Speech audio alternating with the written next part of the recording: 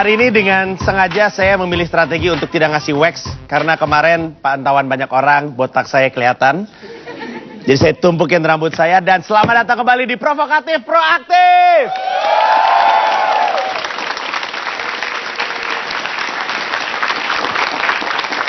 Kita bertemu lagi di sebuah acara di mana hanya yang ganteng dan yang cantik boleh ada di studio ini. Kami semuanya, terutama tim Provokatif Proaktif, semuanya ganteng-ganteng dan cantik-cantik. Kecuali tim kreatifnya ada beberapa yang agak kurang. Dikit lah. Semoga Anda tidak lupa dengan kami. Seminggu kemarin ketemu, hari ini ketemu, moga-moga nggak lupa. Nggak lupa dengan apa yang kami bawakan. Karena saya tahu Anda pasti tidak akan pernah lupa dengan nama yang satu ini. Gayus. Ada yang masih ingat dengan nama Gayus? Gayus ini adalah sebuah nama yang sangat terkenal. Semua orang masih ingat dia. Kecuali mungkin yang ngejagain dia di penjara. Karena nih orang kayaknya gampang banget lolos dari penjara, keluar dari penjara. Dan bisa berhari-hari baru ketemu. Apa mungkin sipirnya lupa ngasih makan tiap hari? Ya nggak? Kalau tiap hari dikasih makan kelihatan dong selnya kosong. Ini enggak. Dan kemarin mungkin Anda masih ingat kabarnya yang terakhir adalah waktu dia ke Bali bulan November 2010 itu ternyata adalah hidangan penutup bagi Gayus Tambunan. Karena sebelumnya Gayus ini bulan Oktober sudah terlebih dahulu pergi ke Macau dan Kuala Lumpur. Tahu Kuala Lumpur? Jauh lah di seberang lautan pokoknya. Jadi berita ini terungkap gara-gara surat pembaca oleh seseorang. Jadi dia ngirim surat pembaca dikirim ke sebuah harian nasional mengaku melihat orang yang mirip dengan Gayus. Kenapa mirip? Ya karena wig dan kacamata yang absurd itu tentunya. Dan setelah ditelusuri ternyata Gayus keluar negeri dengan memakai paspor atas nama Sony Laksono. Sony tuh lihat tuh fotonya di situ tuh. Lebih panjang rambutnya ya. Itu seperti personel The Beatles. Help, my name is Gayus, help. Ya, dan ini tentu saja merupakan tamparan yang telak. Asik. Bagi jajaran polisi khususnya Brimob, Kementerian Hukum dan HAM, dan tentunya Dirjen Imigrasi. Karena nggak masuk akal. Ini Gayus ini orang yang sangat terkenal. Sangat terkenal. Gimana, masuk akal nggak kalau misalkan lu terkenal, lu berhadapan dengan hukuman, lu keluar negeri, kalau lu bisa keluar negeri apa yang ngelakuin? Lu nggak balik dong. Dan dia balik. Kenapa dia melakukan seperti itu? Ke Bali, nonton tenis, foto-foto. Gua kalau jadi Gayus punya duit banyak bisa keluar penjara, kabur gua kayak ditansil. Iya nggak? Ini sesuatu. Hah? Iyalah, duit lu banyak, lu bisa keluar penjara, ya lu kabur sekalian nggak balik lagi. Pertanyaannya kenapa dia balik? Pasti ada sesuatu yang besar dan ini harus jadi perhatian kita semua. Dan saat dia kabur di Bali, kita tahu dia nonton tenis. Pertanyaannya adalah, ketika Gayus ke Macau, kira-kira apa yang dilakukan di sana? Coba kita lihat sama-sama dulu. Asik. Wih, gokil, tepuk tangan dulu deh.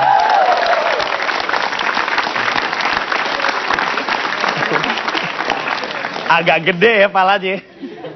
Proporsional tuh. Ya, jadi ternyata main kartu bersama dengan God of Gamblers. Macau kan tempat judi, sob. Saya tidak tahu, saya dikasih tahu orang, saya nggak pernah ke sana tentunya. Nah, satu lagi juga yang kemarin sempat jadi bahasan orang, sebenarnya nggak penting-penting amat, tapi penting untuk menertawakan reaksi orang-orang penting terhadap isu ini. Jadi di Wikipedia waktu itu pernah terbahas Stadion Gelora Bung Karno, tertulis di situ Stadion Gelora Bung, ada yang tahu? Bung Porno. Dan kemudian berubah jadi Stadion Gelora Bung Rano Karno. Dan tentunya ini bikin kita kesel dong. Ini adalah stadion kebanggaan kita. Semua orang juga marah. Tapi semua orang tahu bagaimana mesti bereaksi terhadap isu ini. Tapi tidak dengan anggota DPR. Yang cenderung menunjukkan bahwa mereka adalah orang yang nggak tahu apa-apa. Contoh ya. Ini PDIP secara terang-terangan mengecam Wikipedia. Oke. Kemudian Wakil Ketua DPR Priyo Budi Santoso menyamakan Wikipedia dengan Wikileaks. Oke. Kemudian memerintahkan Menkominfo tim Fatul Sembiring untuk meluruskan hal ini. Oke. Semua orang yang menggunakan internet juga tahu Wikipedia itu bisa diedit, bisa ditulis oleh siapapun, betul? Ngapain nyuruh Pak Fatul Sembiring mengurusi hal seperti ini? Beliau masih terlalu sibuk untuk mengurusi hal-hal seperti moral. Dan dia Saya rasa dia juga nggak tahu apa-apa. Wikipedia itu bisa diedit oleh siapapun, betul? Semua orang yang pakai Wikipedia juga tahu. Ya ngapain nyuruh orang, tinggal diganti aja, dan ngapain Wikipedianya yang dituntut? Mungkin ada yang nggak tahu dengan Wikipedia, benar nggak? Mungkin orang-orang pemerintahan ini nggak ngerti Wikipedia. Coba kita terangin dulu bagaimana sistem Wikipedia itu. Coba kita keluarkan grafisnya di sini. Supaya kita sama-sama belajar. Nah, ini adalah Wikipedia. Kita masuk gitu kan dengan yang misalnya berbahasa Inggris. Kemudian kita bisa nulis lah. Misalkan kita pilih Tifatul Sembiring, ya. Kita search lah Tifatul Sembiring. Keluar nih artikel nih. Nah, ini artikel nih diedit oleh siapapun kontributornya. Misalnya kita pengen mengubah sesuatu, ya. Kita ambil satu bagian, nih edit ya. Kita klik edit. Kemudian kita gantilah bagian yang menurut kita ingin dirapihkan. Itu ada tulisannya di situ tuh. Misalnya kita tambahin hobi, misalnya ya, hobinya adalah his hobby, sampai saya nulis nih, are playing futsal and create rhymes on his Twitter account. Dah, misalnya, udah save, udah. Langsung terjadi perubahan tersebut. Jadi segampang itu. Tuh, ada di situ. Artinya apa? Artinya pemerintah aneh. Artinya teman-teman, pemerintah aneh. Ini orang yang memerintah negara ini nggak ngerti sistem sederhana seperti Wikipedia. Gimana kita mau mempercayakan dia memegang negara kita yang hal-hal sederhana nggak bisa. Tapi itu anggaplah bukan sebagai sebuah serangan, tapi sebagai sebuah refleksi bapak-bapak yang terhormat. Oke, ada lagi yang heboh. Ini ya, BBM boleh naik, tapi tolong jangan naikin harga cabai. Saya nggak bisa makan sambal bajak di sini. Makanan di Indonesia semuanya berhubungan dengan sambal. Apalagi istri saya kebetulan berdarah Padang, jadi makanannya pedas-pedas.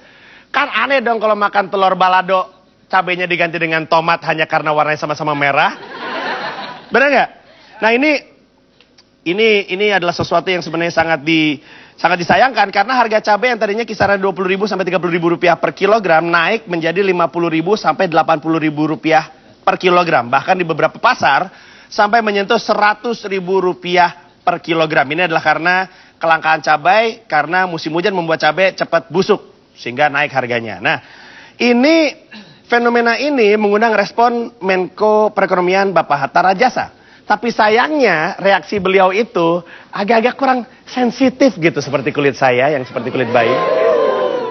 Masa beliau bilang, ya udahlah kalau harga cabai naik nih, kata beliau, sudahlah tidak usah makan cabai. Mohon maaf Bapak, saya itu sebenarnya pengen bisa menahan makan cabai. Tapi masalahnya rata-rata makanan-makanan enak di Indonesia itu yang pedas-pedas Pak. Jadi saya selalu pengen makan cabai. Tapi sudahlah, pemerintah memang dinilai lambat mengatasi masalah ini. Terbukti sampai sekarang belum sekalipun dilakukan operasi pasar.